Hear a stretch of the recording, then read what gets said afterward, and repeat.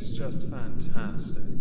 Welcome everyone to This Week at Twitter, or Twat. Yes, I am still not fully there. In fact, it is Saturday evening and my voice is only vaguely there. So I'm sorry this is late, and I'm also sorry about this visual. Please don't let it dampen the video I have for you today. To start, we're going to go to two tweets I noticed that had Ben Shapiro's sister in. The first, Jugs. You've arrived at the local park and see this woman laying there alone. How do you open? My reply is an obvious one. My apologies, I may have dropped my earphone. Can I just get it and then move on? But I do want to know what you all think about that. There is a reply under it, which is this. Damn, girl knows her audience. I just recorded a cook dinner with me video. It was so much fun. Being in a clean kitchen makes cooking so much more enjoyable. While I'm sure many think classically Abby may well in fact look very trad and very cool. To me, I thought she was a kid in her parents' kitchen, doing it for the first time as a novelty. But that's all I thought when I first saw the image. That's just me. And I wanted to open with this because the next one on my agenda was the fact that I saw that T'Challa was trending. And it wasn't because of Black Panther as a franchise or a movie. No. It was because of this tweet. I really like Black Panther. Black Panther is alt-right. Anti-immigration, isolationist, pro-wall, strict trade restrictions, anti-diversity, ethno-nationalist, anti-refugee, anti-democracy traditionalist. I love it when someone takes a joke and runs with it all the way to the bank. And while we're in this ballpark of really silly things that could be considered a joke, I know someone's going to take this far too seriously. I don't care about your fashion sense. Tell me what vampire you're into. Here is the list of vampires. For me, it's obvious. There's only one winner. Yes, you're right, it's the Count. Blade was a close second, though. But do tell me in the comments which one you like, or think is like the best one, the one you're into, the one you dig. I do believe that's all the joke tweets I have for the day. Oh, good. In that case, we're going to address a tweet that I saw posted by Puppy, who is Ben G. Simon on Twitch. Now, I actually addressed this on Twitch, but I want to do it here as well. I know he has since, let's say, come to his senses. He had some conversations and now feels better. I'm going to link his Twitch in the description. No, pinned comment. That's where. Yeah, pinned comment. He's a fantastic guitar player, genuinely talented, and he's very entertaining. You should all show him some love. I don't know if it's something I've done, the community I've fostered, or something beyond that, but I think my streaming days may soon be coming to an end. Now, the reason for this is because on his end, numbers were going down, and this is something I can relate to. My Twitch channel was actually dipping quite alarmingly low in viewership, because I was playing a lot of Assassin's Creed and people aren't interested in that. So I went back to simulator games because that's what people like to watch me play, because then I can engage with the chat. I had, during the time of rebuilding my Twitch channel to get back where I should be, been having discussions with my mods, who had ideas and they came up with lots of ideas, some of which I intend to implement next year. When it comes to how much work you put in, that sometimes isn't enough. I've always believed hard work pays off, but I'm not so arrogant as to think no matter how much hard work you put in, you're always going to get good results. Look what happened to my last Content Constable. It absolutely tanked. Compared to the others, the exhibition of stupid people hasn't hit anywhere near the level of views that all the others before had. In fact, I've lost close to 30% of my regular viewership on it, which, considering the views it normally gets, is a rather sizable chunk. So what do? I carry on and seek to improve where I can. Granted, this week has been kind of written off, but one does that. For you, Puppy, my suggestions, I have a few, and I'm going to say them here hoping you see them. The first, learn a song on air. That's kind of fun, it's cool. Give lessons to people there, in fact, if you want. I know you teach as well, but there's nothing saying you can't advise people with techniques. Hell, take a song you already know and change it. Change it to a style you think it would be cooler as. A different genre entirely, perhaps. For me, go back to basics and start again and try and find out where it is I need to go to keep growing, because that's what I want to do. I want to keep growing here, and I want to grow on Twitch, and I want to grow, well, everywhere really. But to do so, you have to be willing to put in the effort to make changes. Carefully, though.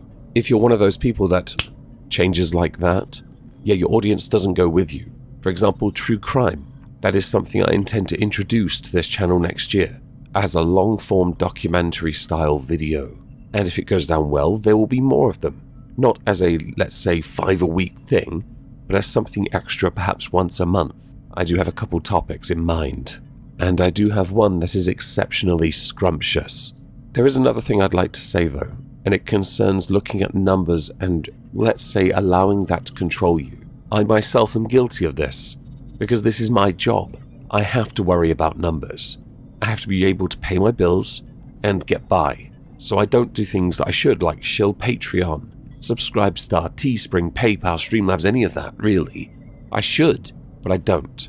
So instead, I focus on what I can do that makes me feel more comfortable, like telling people to drive up the engagement of the video instead, because that helps my channel in the long run. Rewatchability is key. When you obsess over analytics, you get stuck in your head fast. That's the point. I know another creator, and I'm not going to name them, who has been guilty of it in the past, and I have told them so many times, stop it. I never look at analytics, I look at comments, and that's it. Because if I look at everything else, I'm only going to get annoyed with myself, and then get stuck in my head, which, I'll be honest, considering the nonsense in my head at the best of times, I'd rather not. So to move on from that, we're going to go to a Twitter exchange that I saw that really annoyed me, because it's somebody I used to speak to back during the time of the anti-SJWs and the skeptics, called YobiAxis, who tweeted out, I wonder if Miss Misa and Aidan Paladin hate each other in their struggle to play tug-of-war with Sinatra says. They sure do make a good duet. Now the reason he mentions this is because both of them at separate times did in fact date Sinatra, because Sinatra is an absolute stud, seriously. And thank you for the advice on the bourbon, I'm going to buy it. Miss Misa replies, literally unblocking you just to say that you're making fun of Sinatra for getting laid isn't the gotcha you clearly think it is. YobiAxis, you can't tell me that being blocked by a racist and sexist SJW isn't funny. Misa, I literally cannot express what a sad existence this dude has. I'm gonna drop this now because I literally feel like I'm arguing with someone mentally unwell. But if you see this dude, I hope you get therapy, seriously. Yobi, I hope you get therapy too, Misa. I would recommend that to anyone that thinks Kyle Rittenhouse is guilty and should get the death penalty. Misa, blocked again. Absolutely slandering F-head. I've literally never even commented on that case because I didn't keep up with it. He just pulls this stuff out of his backside and uses it to slander people and or harass them, to the point of needing to block them for their own sanity. Just to go back to the first tweet though, because Sinatra did chime in. This is stalker level stuff, not funny or interesting.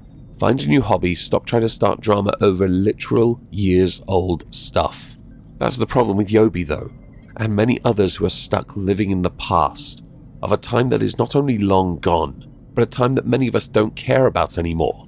Yobi, and I say this to you directly, I'm not going to block you, nor would I ever. I don't do that. But I do think you tweeting while being blocked, constantly commenting towards somebody who has no time for you, well, enough to reply, but that's something she should stop, shows that you are unable to let go of a point that doesn't actually exist. And you know it isn't a point because Sinatra himself chimed in. This behavior is kinda trash, and you know it is. It's trash because Misa isn't really a full-time YouTuber. You're just going after her cause, and I'm not even entirely sure why. She doesn't talk about you, so why you felt the need to pick her is a mystery to all of us. Unless you think there's some point there perhaps she's a hypocrite in your mind, which she's not. She grows up, she changes, like everyone else does. Either you do that or you get old and sloppy, which is what you've been doing here, I see. So next we're going to go to a tweet that I saw tweeted out by White Sith Male and Bad Medical Takes from Heather Schult. Day 9. A stillborn is not an excuse for heinous abortion. As tragic as a stillborn is, we cannot use it as an excuse to end an innocent unborn human life, hoping for better hospice care and better medical care. Many good families want to adopt a disabled baby. Is this one a joke? I'm confused. To be honest, the only reason I ask is because I went through the other tweets connected to this thread and I couldn't see one that seemed as much of a joke as this one. But I could be wrong. Who knows? Right. Next, something I saw via Count Dibula, who tweeted, people who take a stand without first trying to see both sides are simpletons. Stop being a partisan lemming, think for yourself. A retweet of Jordan, I can't pronounce your last name, I'm not even going to try.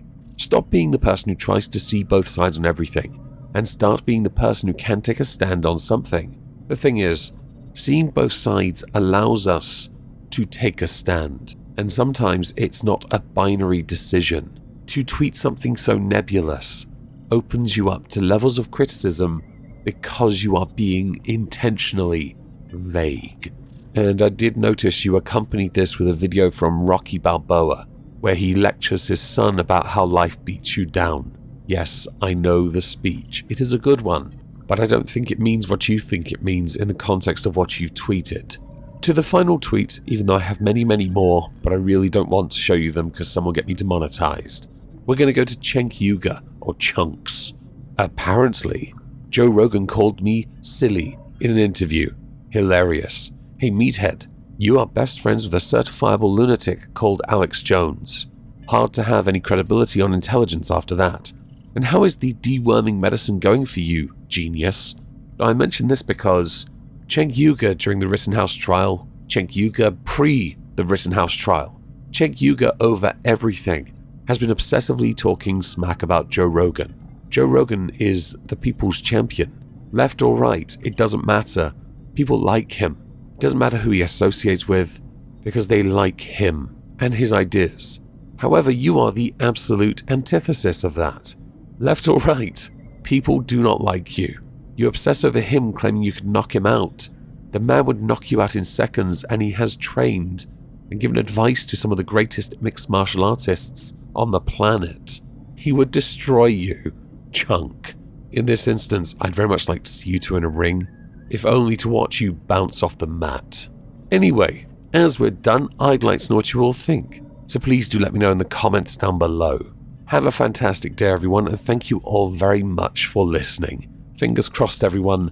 Monday, my voice will be back, and so will my avatar. Whoa! Oh.